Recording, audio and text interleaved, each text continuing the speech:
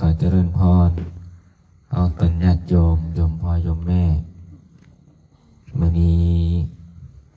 เป็นมื้อวันหยังลูกอยู่โรงเรียนวันอังคารโอ้วันสิน้อยบ่ทันฮอดเดี๋ยวมีหาก็วันพระเมื่อวานนี่ลูกสิวันสิน้อยจังไดอยากกินขนมเหรอวะเฮ้ยคือว่าวันสิน้อยอยากใส่บาตรอยากใส่บาตรวะต้องได้ไปบิณฑบาตนะมื้อนี้เป็นวันอังคารโมเต้มื้ออื่นไผมา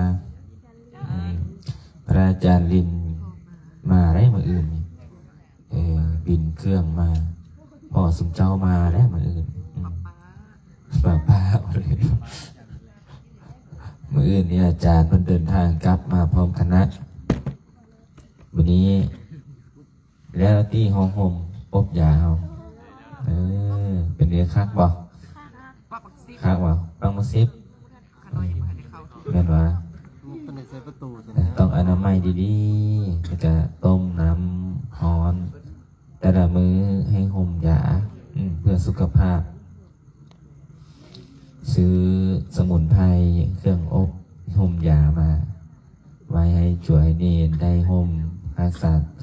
ร่างกายรักษาสุขภาพแล้วอากาศช่วงนี้กับเปลี่ยนป้องกันไว้เนาะเอ็ดห้องห่มยาไว้ผู้ใดเป็นวัดเป็นไข้เป็นไอเข้าห่มยาวันนี้ผู้ใดเป็นเจ้าภาพใต้เทียนนะโอ้หลายชื่อได้วันนี้อนุโมทนาบุญกับเจ้าภาพบูชาเสริมบุญเสริมบารมีเนาะหลายท่านหลายคนจ้วเอาไปใต้เพิ่งให้จันเลยตอนสูตรมนต์ใต้วันนี้สิได้มาเว้าเรื่องสร้างนาราคิรีได้จวบป๊อบอยู่นั่นแหละเจ้าจุดนี้3 เล่มจวอ่านอ้น3 เล่มจวเล่3 เล่มไปไต่ไม่ออกได้สูตรไม่ออกจวห้องพัน2 เล่มลูกไปไต่ไม่ออกเด้อมีสูตรมนต์เสริมบุญเสริมบารมีเขาได้เจ้าภาพเป็นเจ้าภาพท่อน้ำวันนี้ก็ขออนุโมทนาบุญกับโยมพ่อวงแม่แต่จากสวรรณเขตเนาะหานวงโอโต้จะได้ครับเป็นเจ้าภาพท่อน้ำ PVC 3 ท่อใหญ่ก็ขออนุโมทนาบุญเนาะเพราะว่าพระอาจารย์มือนี้ได้โฟสลงว่าโอ้สิบอกบุญพอออกไม่ออกกันนะว่าเรื่องเฮ็ดสร้างท่อน้ำมาเพราะว่าได้สร้างท่อ PVC มา108 อันมีตัวใหญ่ราคา350,000ตัวน้อยนั้น200,000ตัวกลางตัวน้อยสุดท่อน้อย99,000 กีบพอโฟดลงก็มีพอออกไม่ออกหัวมาโฟดลงเป็นอะไรลูกมิจิลีปานกุจิฟังธรรมโฟดลงบอกบุญมิจิลีพอออกไม่ออกกับโมเมนต์ว่าข้าน้อยบ่ยังเฮ็ดบุญเลยจ้ะข้าน้อยนี่ก็ยังเฮ็ดบุญเต็มที่แต่ว่าการลองซับข้าน้อยบ่ทันฮอดบ่ทันมีมันพอว่าเงินก็พอหาได้พออยู่พอกินอย่างเฮ็ดอยู่แต่ข้าน้อยมีโชคมีลาภนี่ข้าน้อยสิฮับหมดเลยว่าซั่นมื้อนี้ก็ได้เจ้าภาพท่อ PVC มา 4-5 ท่อยังส่วนได้เหลือขาดหลาย108 ท่อสั่งท่อ PVC มาเนาะพอจะได้เฮ็ดน้ำตกนี่เอาตัวนั้นโยมตอนนี้สั่งมา108 ท่อคือจะได้เฮ็ดน้ำตกใส่ท่อเป็นท่อไหลว่าการถวายท่อ PVC ให้น้ำท่อต่อน้ำเป็นการเสริมสร้างบุญญาบารมีให้ครอบครัวและให้ครอบครัวอยู่เย็นเป็นสุขให้ซุ่มกินเย็นซื้อได้ไขมันบ่ติดบ่คัดบ่คาบ่คล้องเพราะอย่างท่อน้ำอันนี้ส่งกันไหลน้ำต่อน้ำไหลมาบ่ขาดสายกินบ่จบบ่แห้งเนาะเป็นว่าอันนี้แหละมันก็ได้อนุโมทนาบุญกับเจ้าภาพก็มี2-3ออกตนนั้นโยมนี่แหละความบุญมากระสาทุกบุญดีก็บ่ได้จักกี้เพราะว่าพระอาจารย์สั่งมาเมื่อนี้โอ้มาเบิ่งบินราคาเครื่อง50 ล้านป้าต่อเก่าหัวยิ่งเอาเงินใส่ล้อไปจ่ายเขา จัวพอออกส่วนก็บ่ถึกเลขซะเนาะโลกก็บ่มีจะจะอาศัยไปจ่ายเขาก็เอาหัวยิกอันนี้ก็ได้สร้างก็มาเบิ่งตรวจงานดำเนินงานต่อเพราะว่าได้ตัดสินใจเรื่องมีก็สร้างบ่มีก็สร้างเฮ็ดไปก่อนสวดมนต์ภาวนาเอาสวดมนต์ภาวนาให้เอาตนญาติโยมประสบผลสำเร็จคือมื้อนี้คือมื้อวานก็มีเอาตนโยมมาแก้ขายที่ขายทางได้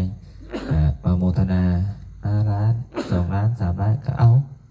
ได้มาสร้างมาสาวัดวาอารามได้มาสร้างพัฒนาวัดวาอารามให้เป็นบ่อนสวดมนต์ภาวนาคือญาติโยมญาติธรรมที่ได้ร่วมบุญมากับหลายโยมพ่อโยมแม่คือเมื่อคืนนี่ก็โยมแม่โมโยมจะฝรั่งเศสบ่อยอเมริกาแหละอาจารย์บอกบุญไปว่าผู้ใดจะเป็นเจ้าภาพต้นไม้เด้อว่าสัตว์ต้นไม้ใหญ่ต้นไม้ไทรห่มโพห่มไทรโยมแม่พระกษาสาธุโทรมาอาจารย์บุไรลูกพระบุไรโยมแม่ขอรับเป็นเจ้าภาพ1 ต้นเด้อต้นละ10,000 บาทเนี่ยก็ได้มาเจ้าภาพ1เมื่ออื่นที่พระอาจารย์จะได้ไปแต่เช้าไปเบิ่งต้นไม้อยู่พูนนะเมืองเวียงคำแข่งเวียงจันทร์พูนละจะได้ไปเอาต้นไม้จะได้ไปโมทนาทานบูชาต้นไม้อีกแล้วได้ไปเฮ็ดบุญสร้างหอพระน้ำเพิ่นอีกนะวันนี้ที่พระอาจารย์ตั้งหัวข้อว่าบรรยายธรรมเรื่องบทสวดที่3ข้อบทที่3นาราคีริงคสาวรังอติอัตถภูตังทาวกีจักกรรมสมัสุธารุนันตังเมตตัมตะนี่เป็นบทสวดที่เท่าไหร่บทสวดที่3เป็นบทสวดที่3ที่เฮาสวดคู่มือนะเป็นบทสวดที่3นาราคีริงคสาวรังแปลว่าสร้างนาราคีรีชื่ออะไรอาจารย์ที่เล่าฟังเป็นธรรมบทอันนี้ถ้าได้ไปเฮียนบาลีก็จะได้ท่องธรรมบทอันนี้ได้นาราคีริงคสาวรังอติมัตถภูตังทาวกีจักกสมานิวะแปลว่าสร้างนาราคีรีนี่กำลังตกมันหายแห้งเปรียบดังไฟป่าดังจักกลสายฟ้าฟาดว่าสร้างพญาสร้างนาราคีรีนี่เป็นพระภิกษุแต่พระองค์กมณีก็ทรงเอาชนะใดด้วยการอดส่งด้วยน้ำคือความเมตตาสร้างนาราคีรีเกิดความเมาความบ้าความใจหายเดี๋ยวพระอาจารย์จะเล่าฟังในสาเหตุเนี่ยจึงเกิดความใจหายนาราคีรีทีนี้เรื่องมีอยู่ว่าเหตุมาจากพระเทวทัตโมติพระเทวทัตนั่นไปพระเทวทัตเรื่องมีอยู่ว่าจากพระเทวทัตเป็นพระภิกขุที่จิตใจลิษยามักอิจฉาหมู่แต่จั่วเฮาอย่าอิจฉากันเลยอย่ามักอิจฉากันเด้อกำจัดปัดเป่าออกพระเทวทัตนี่เป็นพระภิกขุที่มีความลิษยาหมู่มีจิตใจลิษยาอยากเป็นใหญ่แทนพระพุทธเจ้าพระเทวทัตนี่เราเห็นพระพุทธเจ้ามีคนกล้ามีคนนบมีคนไว้หลายละอยากเป็นใหญ่แทนเพิ่นว่าอยากให้มีคนมานบมากราบมาไหว้คือพระพุทธเจ้าว่าซั่นพระเทวทัตทีนี้พระเทวทัตก็มีจิตใจริษยาอยากเป็นใหญ่แทนพระพุทธเจ้าเพิ่นได้พยายามหลายครั้งหลายหนหลายเต้าหลายเทื่อที่จะแอบทำลายแอบฆ่าพระพุทธเจ้าเทื่อที่1แม่นเฮ็ดหยังเทื่อที่1ตัดสินเทื่อที่1นี่พระเทวทัตนี่จ้างให้นายธนูไปลักยิงใส่พระพุทธเจ้าไปลาดยิงแต่ก็บ่สำเร็จเทื่อที่1นะยิงไปก็บ่ซึกบ่ต้องบ่สำเร็จเทื่อที่2แม่นกิ้งก้อนหินลงจากภูเขาแต่ก็เฮ็ดได้เพียงแต่ให้เฮ็ดให้พระพุทธเจ้ามีเลือดออกหน่อยนึงทีนี้พระเทวทัตก็กิ้งหินลงมาแต่พูนลงมาตึงพระพุทธเจ้าก็พ่อกลมหัวลงจับเอาไปไว้หินกับพอดีกายลังปุดเพราะติดดาไปเดียวบ่ถือทีนี้มาเท่านี้พระเทวทัตได้วางแผนแบบนี้วางแผนเด็ดขาดก้าวเข้ามาสู่สร้างนาราคีรีเลยนะพระเทวทัตได้วางแผนเด็ดขาดร่วมมือกับพระเจ้าอาสาสตุโมติพระเจ้าอาชาสตุที่อาจารย์สอนนะอาจารย์ได้เบิ่ง พระเจ้าอาชาติศัตรูเป็นผู้อย่างนะเจ้าชายชาติศัตรูได้เกิดมาขึ้นเป็นพระราชาเจ้าชายชาติศัตรูทีนี้ไปนำเอาช้างที่ดุร้ายที่สุดในวังมาชื่อว่าช้างอย่างนาราคิรีทีนี้พระเทวทัตกับเจ้าชายอาชาติศัตรูหนึ่งก็ไปเอาช้างนาราคิรีนี่ช้างที่ดุร้ายที่สุดในวังมาเป็นเครื่องมือสังหารในมื้อนั้นเช้ามืดของตอนเช้าตื่นมาพระเทวทัตได้สั่งให้ควานช้างนะคือคนดูแลช้างนะไปวางมอมยาเหล้าไปมอมเหล้าช้างเอาเหล้าอย่างดี16 ไหมื้ออื่นนี่แหละเหล้าดี16 ไหไปมอมยาไปมอมเหล้าช้างนาราคิรีให้กินลองคิดบ้างคนเฮาขนาดเฮานะถ้ากิน16 ไหนี่ตายเลยได้ช้างใหญ่บ่ใหญ่เท่าเฮือนี่ยามปกติก็ดุหายอยู่แล้วบัดนี้มาถึงมอมเหล้า16 ไหเข้าไปเนี่ยโอ้มันก็เกิดอาการตกมันแล้วนี่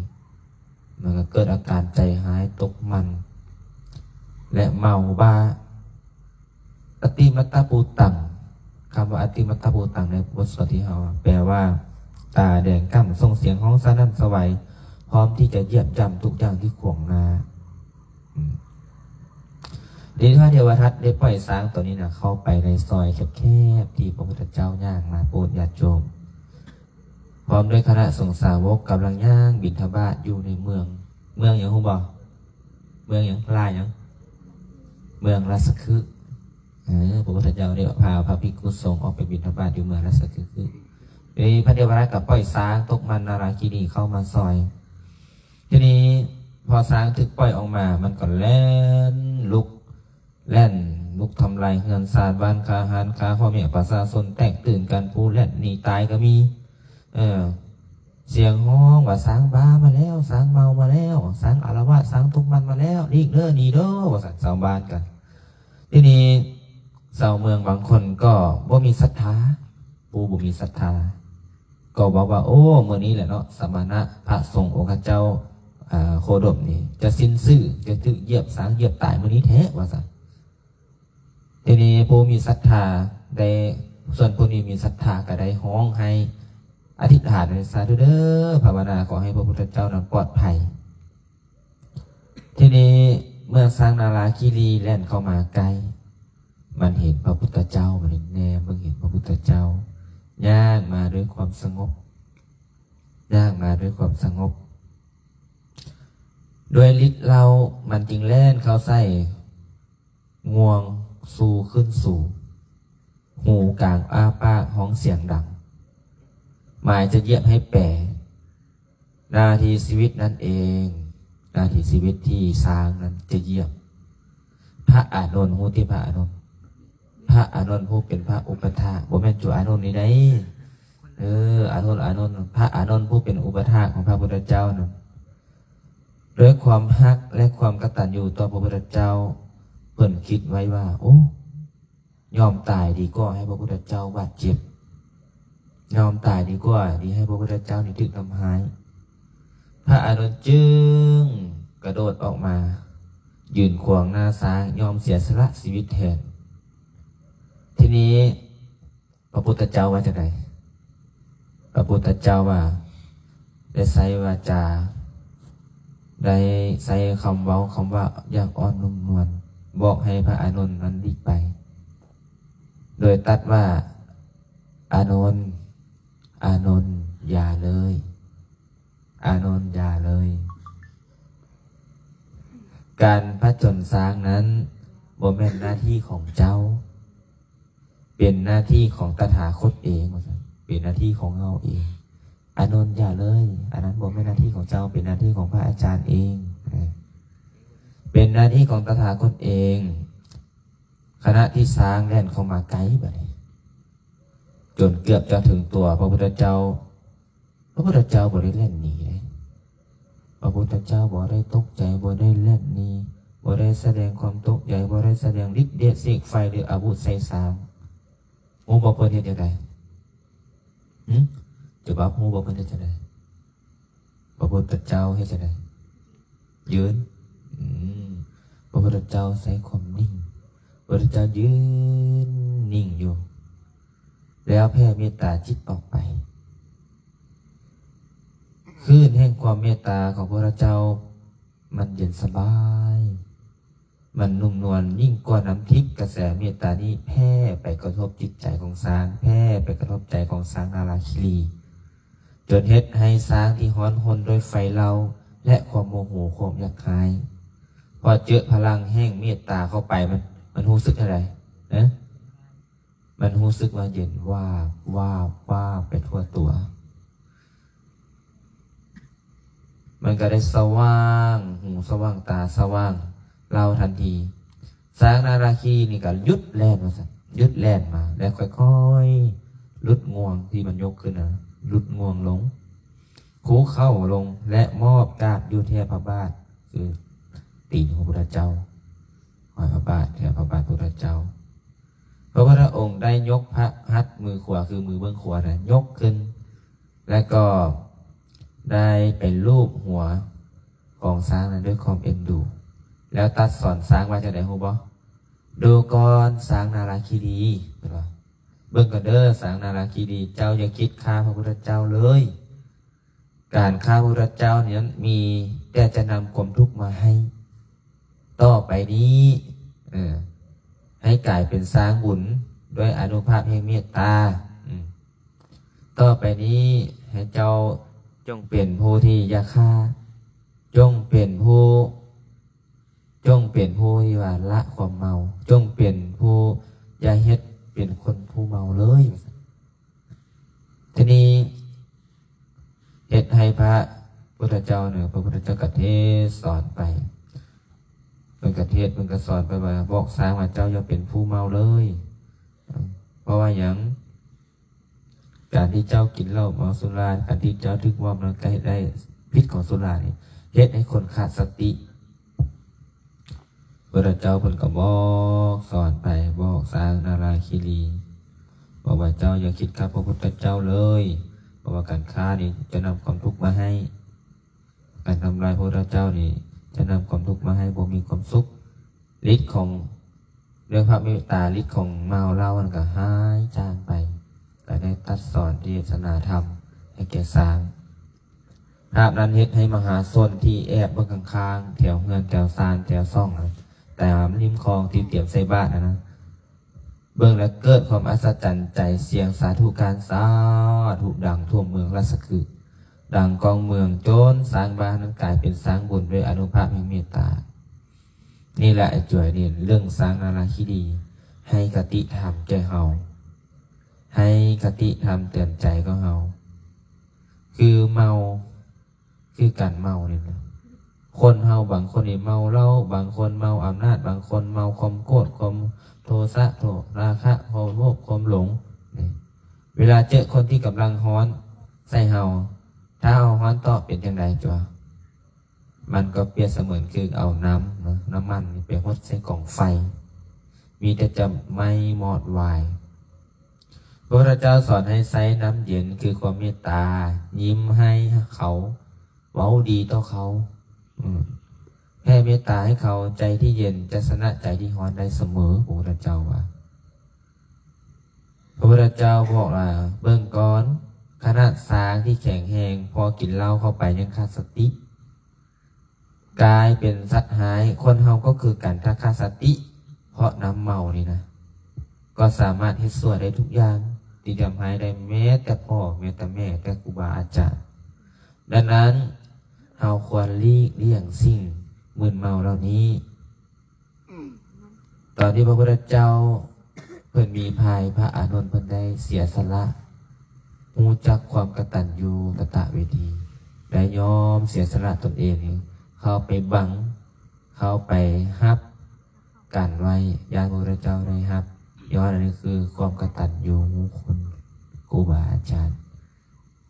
ดังนั้นวันนี้จึงเป็นบทสวดนี้นาราคีรีทัศวรังเป็นบทเรื่องราวของช้างนาราคีรีเรื่องพระเทวทัตนี้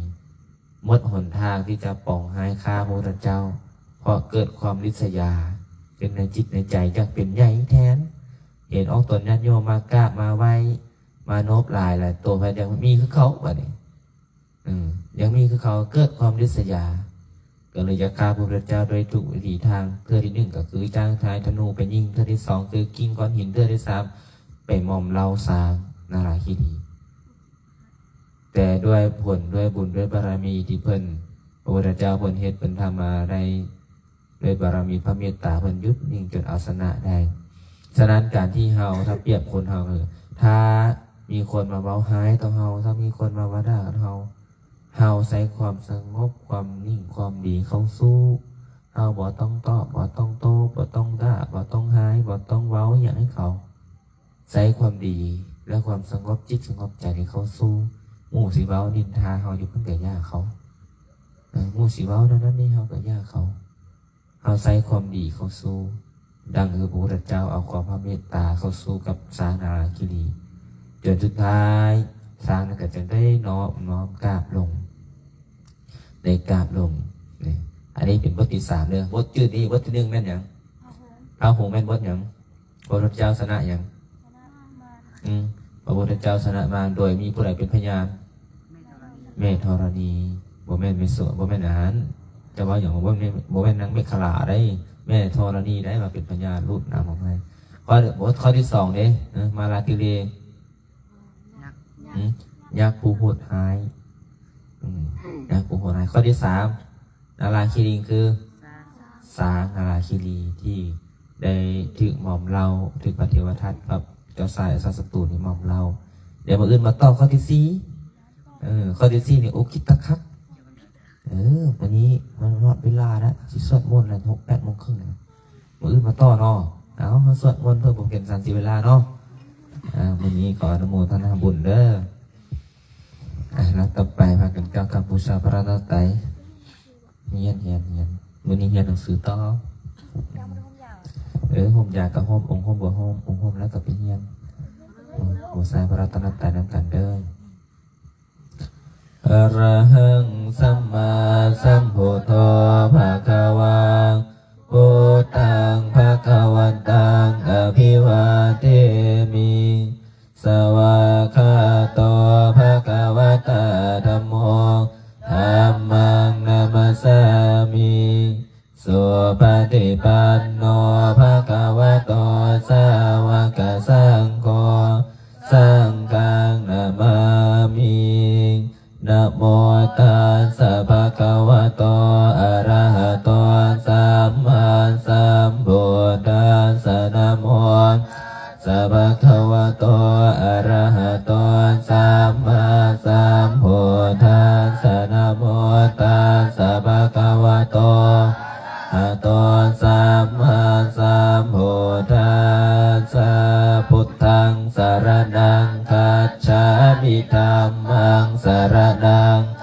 สามิสังฆังสรณังคัจฉามิตุติยามปิพุทธังสรณังคัจฉามิตุติยามปิธัมมังสรณังคัจฉามิตุติยามปิสังฆังสรณังคัจฉามิตติยามปิพุทธังสรณังคัจฉามิตติยามปิธัมมังสรณังคัจฉามิตติยามปิสังฆังสรณังคัจฉา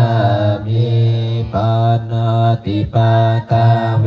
รมณีสิกขาปะทังสมาธิยามิอาทินนาทานาเวรมณีสิกขาปะทังสมาธิยามิกาเมสุมิสาจาราเวรมณีสิกขาปะทังสมาธิยามิโมสาวาทาเวรมณีสิกขาปะทังสมาธิยามิสุราเมรยมัสสะปามาตะกากะเวรมณีสิกขาปะทังสมาธิยามิอิติปิโสภะคะวะอะระหังสัมมาสัมพุทโธวิสัจจารณสัมปันโนสุขโตโรกวิโทอนุตต โรปุริสธรรมสารติสัทธาเดียวสานังพุทโธภะคะวะติสวากขาโตภะคะวะตาธัมโมสันทิฏฐิโกอากาลิโกเอหิปัสสิโกโอปะนะหิโกปัจจตังเมหิทาโพวิญโยอิติสุปฏิปันโนภะคะวะโตสาวกสังโฆโอสุปฏิปันโนภะคะวะโตสาวกสังโฆยายะปฏิปันโนภะคะวะโตสาวกสังโฆสามีจิปฏิปันโนภะคะวะโตสาวกสังโฆยติดังจัตตาริปุริสยุคานิอัตตปุริสบุคลาเอสะภะคะวะโตสาวกสังโฆอาหุนายโยปาหุนายโยทักขินายโยอันสลิกาลนิโยอนุตตลังปุญญาเขตังโลกัสสติยังภาคุงสหัสสมปิเนมิตัสสะอุดันตังกิริเมฆารังอุติตะโกรัสเสนามารังทานาทิธัมมวิธินาสิตวามุนินโตตันเตสัสสะตุเตสยมังพลานินาราติเรกามปิโยสิตาสาภารันติงโครัมปนาลวะกามะขมาทาทายากังกันติสุตันตวิธินาจิตวามุนินโตตันเตสัสสะภวันตุเตสยมังคารานินาราจิริงคสวรังอติอาตาปุตังทาวากิจากรรมสเดียวสุทารุนันตังเมตังพุเสกวิตินาสิตวามุนินโทตันเตสัสสะภวันตุเตสยมังอลาดิโอเกตากากรรมติอาตสุทารุนันตังทาวันติโยชนะปะดังปุริมาราวันตังเอเปียปิสังคตมโนสิตวามุนินโทตันเตสัสสะภวันตุเตสยมังคารานิกตวานากาตมุตรังเอวะคาปินิยาจินจายทุนทวจนังสนกายมันเสสันเตนะโสนาสิตวามุนินโทตันเตสัสสะภวันตุเตสยมังคาลานิสัจจังวิหายมติสัจจตวานะเกตุงวาทาปิโรปิตมนังอติอาตบุตังปัญญาปฏิปัสสริโตจิตวามุนินโทตันเตสัสสะภวันตุเตสยมังคาลานิสัมโทปนันทบุสกังวิพุตังมหิติโมเทนะเทระบุสเกนะธรรมาปยันโตเยตัวปเดสวิธินาสิตวามุนินโทตันเตสัสสะภวันตุเตสยมังคารานิ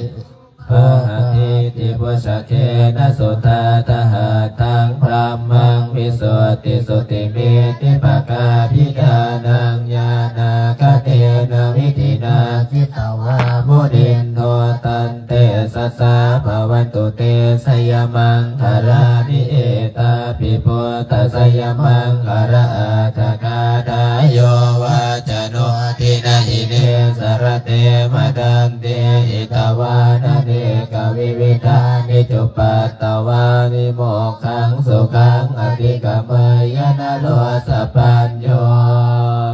มหาการุณิโกนาโทอิตายะสัพพะนิดังโพเลตวะปารมิสัพพะปันโตสัมโพธิโวตตมังเอเตนะสัจวัตเสนะโหนตุเตสยมังกรังสยันโตโพธิยาโมเลสกายานันนันทิวัฒโนเอวังตวังวิสโยโหอิสยาสุสยมังคะเรอปราชิตปัลลังเกสีเสปะระวิโปคะเลอภิเสเกสัพพุทธานังอากาปันโตปะโมทติสุนาการตังสุมังคะ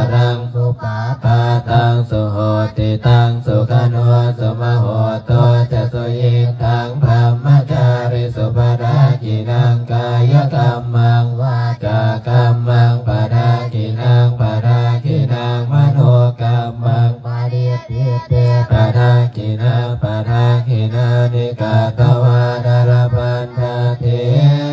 ปดากิเนเดี๋ยวต่อไปสวดสรรเสริญบทปราบใส่ใหญ่ใส่น้อยน้ำกันเด้อนะโมเมพุทธเตสัสสะระตนะตายะธัมมิกาเตสัพพสิทธิปัสสิเทวานารายะปรเมสุราสิทธิพรหมจาอินทาจตุรกะคัมภีรกะกะสมุทธาภูตุงกังคาจัสสะรัมปชัยยะปัสสิทธิภวันตุเตสยะสยะทรณิทรณิอุทาทิอุทาทินาทินาทิสยะสยะละตนละนิสัยนิไรใสเสนาเมลุลาสะพนนรสีสยะสยะกัมเปียระสมพีนาเกณฑนาคีปีสาจะพุทธการิสยะสยะดวนนิมิตาโลกีสยะสยะสิงคีสุทานานะโมกัสสะสยะสยะวรุณนะโมขายาตาสยะสยะจัมปาดินาคกุรกันโตสยะสยะกัสสะพนนะตุรงสุกลาภูทองขีหาเบียคดีปาสยะสยะวรุณนะโมขายาตาทิตาเสนาเรปุณะสุเทโนรดีสยะสยะสุขาสุขาสิวิสยะสยะดรดีตะเรสัทธาชุชัยยะสยะสยะดรดีสันติสัทธาสยะสยะมังกรารัญญาภวะเกสยะสยะวรุณนะยะเกสยะสยะระกะเสสุรภูชเตสาสยะสยะพระเมตกนาสยะสยะราสาสาไสสยะสยะภะระวิงสาพังสยะสยะอรหันตาปะเจกะพุทธสาวังสยะสยะมะเหสุโรอโรหรินเทวาสยะสยะพระมาสุราโกสยะสยะนาโกวิโรราโกวิโรปาโกจันติมาราวิอินโตนาตายโยจะโกเวโลวารุโนพิจาคิวาโยจะปัสสโนกุมารโรตัตระตะโกอัตตารสมาธิวาสิติตาปัฏฐะโยอิสิโนสาวกาสาปชัยยราโมภวันตุเตอัมโมจะสังโฆจะตัสสะภะโรจะไสยกังเอเตนะไสยเตเสนะไสยโสติภวันตุเตเอเตนะพุทธเตเสนะโหนตุเตสยมังคารังสยโยปิพุทธัสสะสิริมโตอายังมารัสสัมปาปิมาโตปะลาสยโยโอโคสยัมโบดิมันเดปะโมดิตาไสยตาดาพระมกนามาเอสิโนสยโยปิพุทธัสสะสิริมโตอายังมารัสสัมปาปิมาโตปะลาสยโยโอโคสยัมโบดิมันเดปะโมดิตาไสยตาดาอินทกนามาเอสิโนสยโยปิพุทธัสสะสิริมโตอายังมารัสจัมปาปิมาโตปะลาสยโยโคสยัมโมดิมันเดปะโมดิตาไสยตาราเทวกนามาเอสิโนสยโยปิพุทธัสสะสิริมโตอายังมารัสจัมปาปิมาโตปะลาสยโยโคสยัมโมดิมันเดป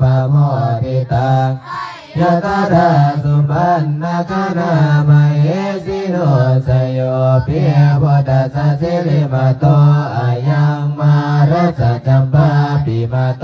ปาราสโยสยามบริมันเดปโมริตาสยตาตาสุบันนาคานามาเยสิโนสโยปิพุทธัสสะสิริมาโตอายังมาราสจัมปาปิมาโตปาราสโยโคสยามบริมันเดปโมริตาชัยยตาตานามาคานามาเยสิโนสโยปิพุทธัสสะสิริมาโตอายังมาราสจัมปาปิมาโตปาราสโยโคสยามบริมันเดปโมทิตาสยกนาสัมมกนามาเยสิโนสยันโตบริยาโมเรสักกายานันมันพิวัตโนเอ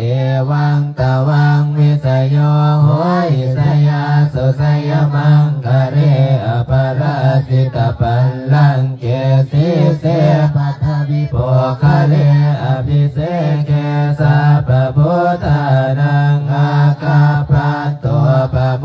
ดติสุนังคาตังสุมังกรังสุปัฏฐาตังสุโหติตังสุขโนสุมโหโตจะสุยิตังพระมจาริสุปนากินังกายกรรมังวาจากรรมังปนากินังปนากินังมโนกรรมังปฏิทิเตปทากินังปนากินานิกตวานารมันตาเท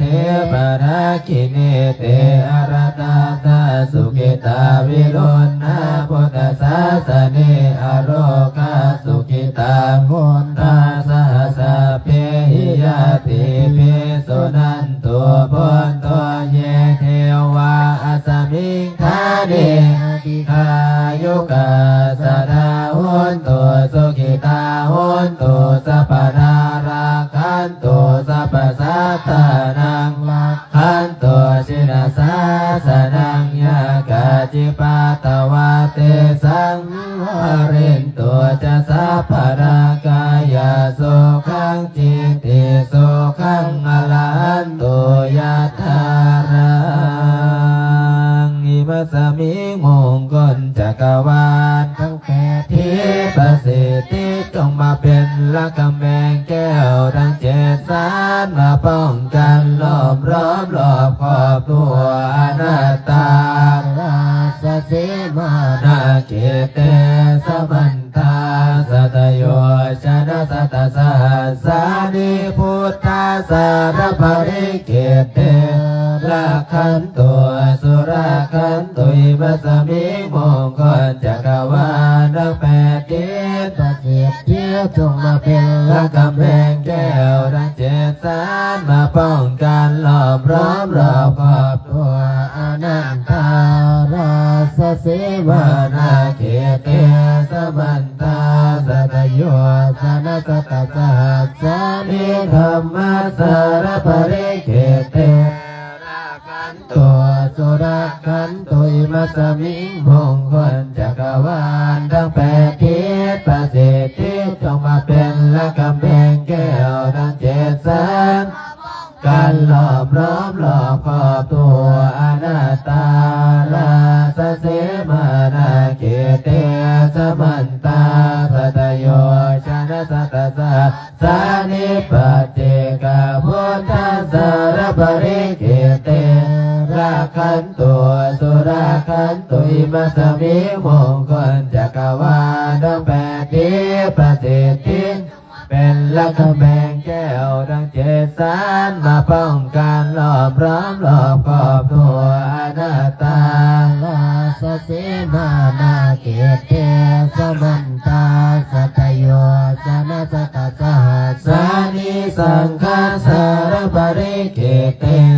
ราคันตัวสุราคันตุสัพพจิตสมินาสังสีโมพมมาจมาเทวาสัพเพยถาปรายันติพมมาจมาเทวาพิลาภาภวันตุเมมาปุญโยมาลาโภภวันตุเมนิเทพาโหติพุทธมาอุดโมพุทธาย ายาวิราทายโยวิรโคนายังวิลายิงสาวิราทาสีวิราทาสาวิราอิทิโยโพระสมานิมามาโพระสะสหอมสามปจิสามิเพ่งเพ่งมาภาเรือเรือสามปจิสามินาสังสีโมพมมาจมหาเทวาสัพเพยคาปรายันติพมมาจมหาเทวาพิราภาภวันตุเมมาปุญโยมาลาโภภวันตุเมวิเตวะโหติพุทธมาอุนะโมพุทธายาวิราทายโยวิรโคนายังวิรายิงสาวิราทาสีวิราทาสาวิราอิทิโยพุทธัสสะพุทธัสสะสมโหมสามปฏิสามิเพ่งเพ่งมาภาเรือเรือสามปฏิสามินาสังสีโมพมมาจมหาเทวาสัพเพยคาติพมมาจมหาเทวาพิลาภาภวันตุเมมาพุญโยมาลาโภภวันตุเมมิเตภะโหติพุทธมาอุนะโมพุทธายาวิราทายโยวิรโคนายังวิลายิงสาวิราทาสีวิราทาสาวิราอิทิโยโพระสมานิมามาโพระสะสมโหมสามปฏิสามิเพ่งเพ่งมาภาเลือเลือสามปฏิสามินาสังสีโมพมมาจมหาเทวาสัพเพยคาปรายันติพมมาจมหาเทวาพิลาภาภวันตุเมมาพุญโยมาลาโภภวันตุเมมิเตวะโหติพุทธมาอุนะโมพุทธายะวิราทายโยวิรโคนายังวิรายิงสาวิราทาสีวิราทาสาวิราอิทิโยพุทธัสสะมานิมามาพุทธัสสะสมโหมสามปฏิสามิเพ่งเพ่งมาภาเลือเลือสามปฏิสามินาสังสีโมพมมาจมหาเทวาสัพเพยคาปรายันติพมมาจมหาเทวาพิลาภาภวันตุเมมาปุญโยมาลาโภภวันตุเมมิเตภะโห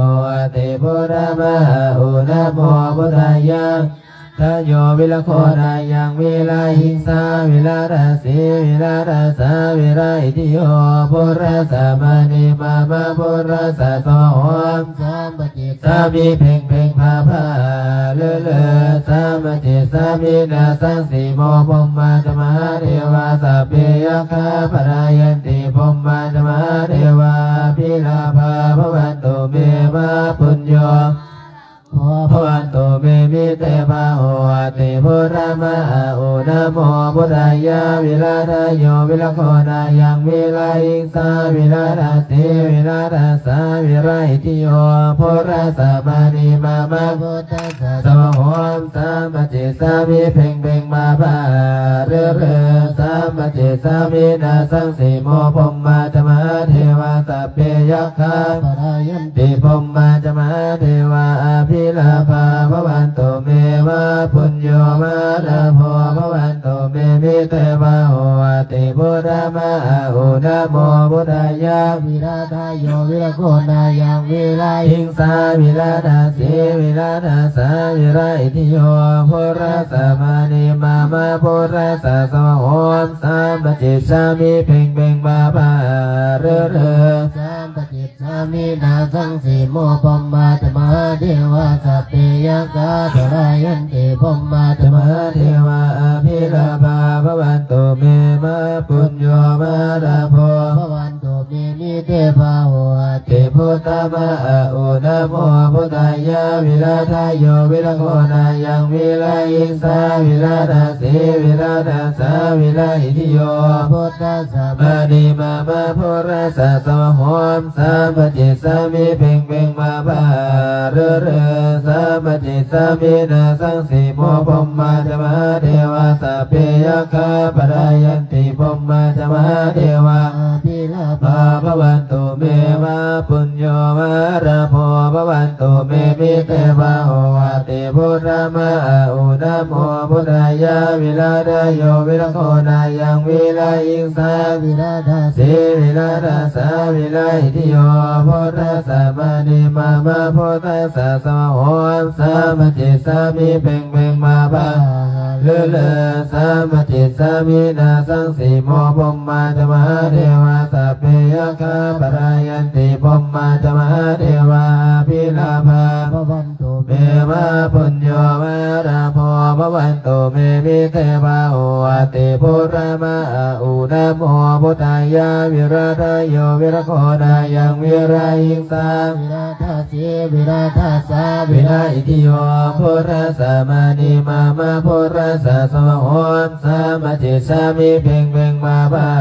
เรือเรือสามัจจิสามินาสังสีโมพมมาจมหาเทวาสัพเพยคาปรายันติพมมาจมหาเทวาพิลาภาภวันตุเมวะปุญโยมาราโพภวันตุเมมิเทวะโหติพุทธมะอุนะโมพุทธายะวิราชโยวิรโคนายังวิลายิสาวิราชสีวิราชสาวิลาอิทิโยพุทธสัมมานิมามาพุทธสัสสะโหมสามัจจิสามิเพ่งเพ่งมาปา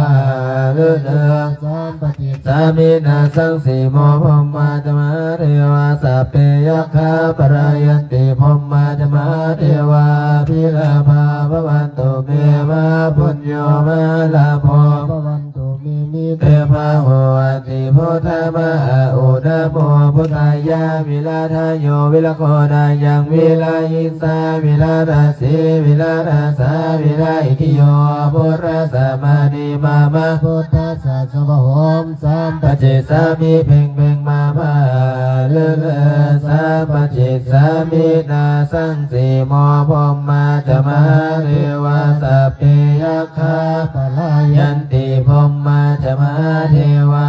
พิลาภาภวันตุเมวะปุญโยมาราโพภวันตุเมมิเตภะโห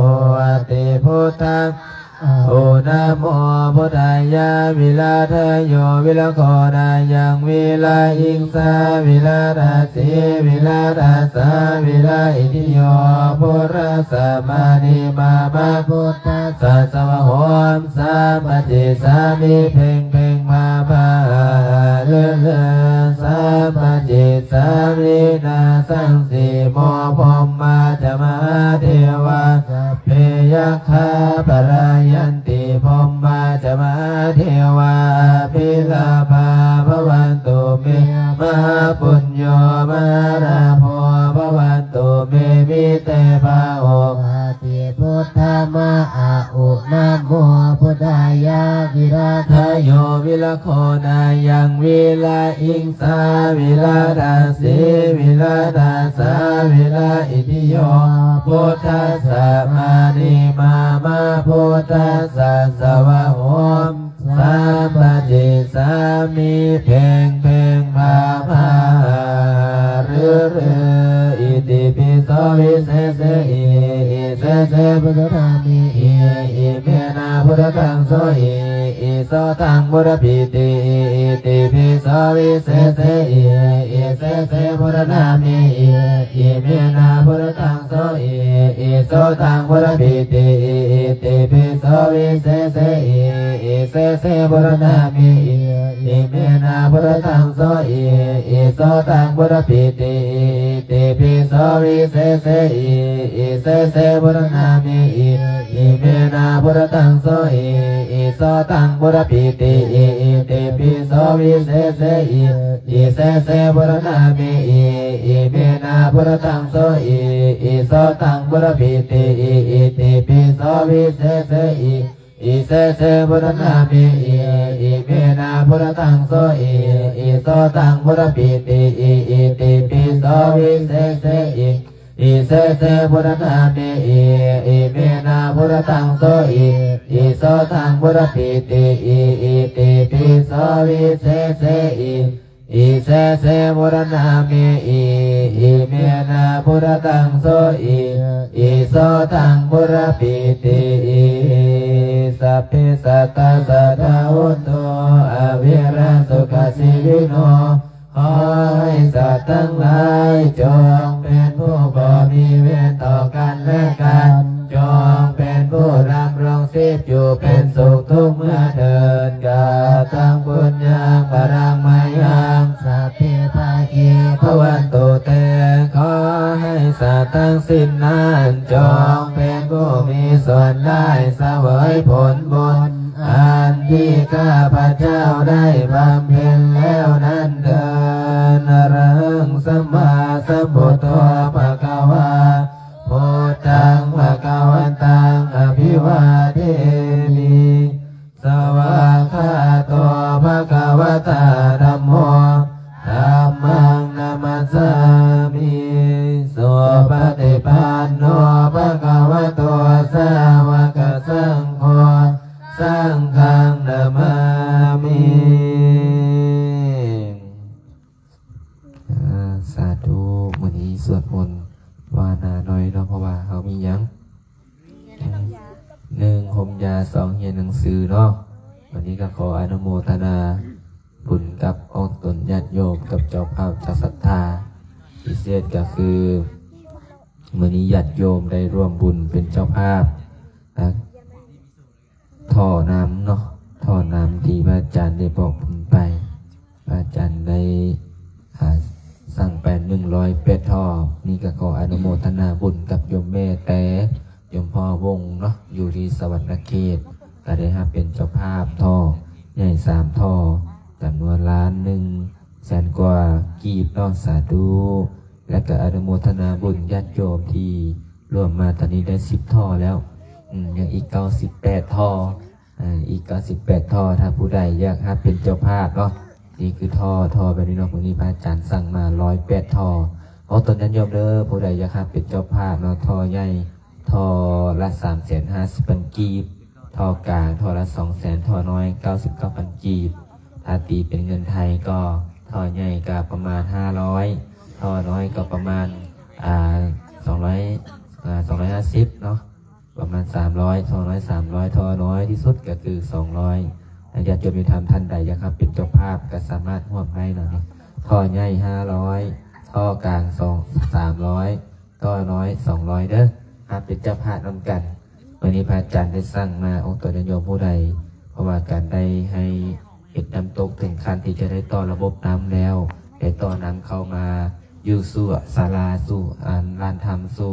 สถานที่สวดมนต์ปฏิบัติธรรมถือว่าเป็นบุญเป็นกุศลอันยิ่งใหญ่เนาะญาติโยมพ่อโยมแม่รวมด้วยช่วยกันช่วยพระอาจารย์ลินเพิ่นได้สร้างให้สำเร็จให้ลุล่วงไปด้วยดีเนาะคนแล้วเจริญพรโยมแม่บัวสวรรค์สีกองเนาะเจริญพรโยมแม่จันเพ็ญเจริญพรโยมแม่รัตเจริญพรโยมแม่ร้ายหลายท่านโยมแม่หนูรักโยมแม่กิ้งโยมพ่อแม่พังงาโยมแม่หนูรักนี่วันนี้ก็เมื่อคืนนี้ก็ขออนุโมทนาบุญกับโยมแม่โมที่ได้เป็นเจ้าภาพต้นไม้เมื่ออื่นนี้พระอาจารย์จะได้ไปเอาต้นไม้ใหญ่มาให้เด้อมาปลูกอยู่วัดที่ว่าให้ห่มให้เย็นเนาะแล้วก็ขออนุโมทนาบุญกับเจ้าภาพจากศรัทธามาผู้ใดแม่บิ้งเอาดอกไม้มาให้บ่อนุโมทนาบุญเนาะนี่ญาติโยมอันนี้คือท่อน้ำที่จะได้มาต่อหลังนี่เนาะต่อน้ำขึ้นมาสู่เวลาทำเพื่อให้ได้เป็นสถานที่สวดมนต์ฟังเสียงน้ำตกดังก้องเพราะว่าอันนี้ส่งโอกาสได้ให้ทานให้เฮ็ดให้ทำสถานที่สวดมนต์ภาวนานี้ถือว่าเป็นบุญเป็นกุศลอันหนึ่งที่ว่าญาติโยมญาติธรรมได้เฮ็ดได้ทำนำกันโยมสมปองพัทวงศ์ปักเสคือเก้าเด้อพระอาจารย์สาธุสาธุเด้อพอออกไม่ออกน้องรันใส่ตามนั้นต่อไปเจอห้องกันลูกอัญชลีวันทาอภิวาทอัญชลีวันทาอภิวาทอัญชลีวันทาอภิวาทอัญชลีวันทาอัญชลีหันหน้าไปหาตัวนันโยม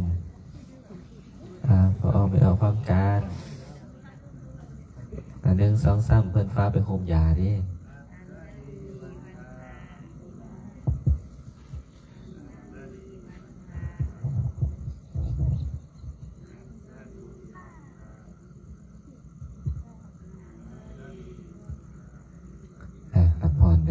สุขีติขายุโกภาวะอภิวาทนาสิริสานิจังวุฒาโนจัตตารโอธรรมวัฏันติอายุวันโนสุขังภะรังยันนัมทุกขปัตตาจานิโตขปายาปัตตาโสกปัตตาจานิโสกาอุนตุสัพเพปิปานิโนเอตาวาตาจามิสัพพตังปุยสัมปะทังสัพเพเทวะอนุโมทันตุสาธุอนุโมทนาบุญเด้อญาติโยมญาติธรรมผู้ใดอยากว่าบุญซื้อท่อน้ำต่อท่อ PVC เหตุใจน้ำตกในครั้งนี้เปรียบเสมือนการสร้างเส้นเลือดที่หล่อเลี้ยงความซุ่มซ่ามให้แก่อารามให้แก่ศาลาให้แก่หลานทำอย่างนี้อานิสงส์นี้จะส่งผลให้ท่านมีชีวิตที่สดชื่นมีที่ชีวิตที่เย็นกายเย็นใจเนาะมีความสุขความเจริญคือกับสายน้ำเสียงราชยศสรรเสริญกสิไหลมาเทมาพอได้ถวายท่อน้ำต่อท่อน้ำให้มันไหลเข้าสู่ลานธรรมไหลสู่อาศาลาไหลสู่ที่ว่าสถานที่ปฏิบัติธรรมเนาะเดี๋ยวพ่อยมแม่ผู้ใดอยากเป็นเจ้าภาพก็สามารถร่วมกันเด้อท่อหนึ่งท่อใหญ่เนาะ350,000ท่อกลาง200,000ท่อน้อย99,000กีบหรือว่าถึกเงินบาทก็ท่อใหญ่500ท่อกลาง300ท่อน้อย200เด้อหรือว่าตามกำลังศรัทธาเนาะตามกำลังศรัทธาโยมพ่อโยมแม่ท่านใดอยากเป็นเจ้าภาพโอ้10ท่อก็ยังดีแล้วเนาะที่พระอาจารย์สั่งมาเรื่อยจะได้ขึ้นใส่ตั้งระบบเนาะสาธุเด้ออนุโมทนาบุญพระอาจารย์สิได้พาทุกจุดโรงเรียนไปห่มยาก้อนได้ว่าจะเปียกบอกบุญไม่ออกเนี่ยซื้อท่อน้ำเอาบอกนั่นไหนลูกฮะไม่ออกวันส่วนไม่ออกซื้อท่อน้ำใส่น้ำตกไหนไม่ออกเอ้ยแบบนี้ซื้อท่อใส่ลูกโจรนะเด้อเนี่ยเป็นเจ้าภาพให้นะเด้อตอนนี้ยังติดหนี้เขาอยู่ เอาให้จะเป็นเจ้าภาพท่อใหญ่เท่าไหร่ลูก350,000ท่อกลางท่อน้อย99,099ผู้ใดอยากหาเป็นเจ้าภาพเอาไปพ่อทำไม่ออกในสาธุวันนี้ให้ออกตัวยันโยมโชคดีจะได้มีโชคมีลาภได้ครับเป็นเจ้าภาพสร้างวัดซอยอาจารย์สาธุเด้อวันนี้ขอให้พ่อออกไม่ออกที่ได้เข้ามาสวดมนต์ครั้งนี้ที่มาสวดมนต์นำมือนี้ขอให้โชคดีร่ำรวยนอนรับฝันดีมืออื่นขอให้เป็นเศรษฐีเด้อให้จะได้เป็นเศรษฐีนะฮะเฮ็ดเวียก ลงมือเฮ็ดลงมือทำลงมือหาจากได้แล้วเนาะเอาอยากให้ไม่ออกเป็นเจ้าภาพท่อน้ำซอยอาจารย์ป่ะฮะอยากให้เป็นป่ะอยากเป็นเจ้าภาพป่ะว่าอยากได้เจ้าภาพอยากได้เจ้าภาพมีทั้งหมด108ท่อได้ลูกตอนนี้หาได้ก็4ท่อคือแม่แต่พอวงพอมาเป็นละ3ท่อแล้วก็ไม่ออก1พอมาเป็นท่อน้อย1ท่อตอนนี้ยังขาดจากท่อคือฮะโอ้บ่ะ100เท่าไหร่เอาได้มา4ยังเหลือเท่าไหร่108นะฮะ108ลบ4เหลือเท่าไหร่เหลือเท่าไหร่เหลือ100เท่าไหร่เอาติ๊กตอกเหลือเท่าไหร่ลูกเหลือ100เท่าไหร่โอ้ยเจอน้อยเหลือ100เท่าไหร่100เท่าไหร่108ลบ4เหลือเท่าไหร่8ลบ4เหลือเท่าไหร่104โอ้ยเกือบบอลอดนะพ่อเนาะเอาสาธุอนุโมทนาบุญเด้อญาติโยมพ่อโยมแม่เนาะนี่แหละคือเด็กน้อยหากับ8 ปี 7 ปีเนาะสาธุเด้อขอให้เอาตนญาติโยมเนาะโชคดีร่ำรวยเป็นเศรษฐีพันล้านเด้อนอนรับฝันดีไปบัดนี้ไปเฮ็ดเวียกไปห่มยาที่เจ้าสาธุ